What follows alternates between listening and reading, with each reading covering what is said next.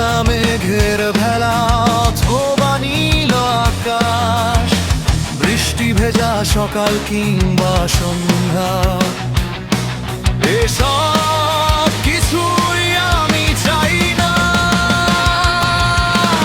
এসব নিয়ে ভাববার অবকাশ নেই আর, যেমন খুশি সাজুক আকাশ, আর তাতে কি আসে যায়।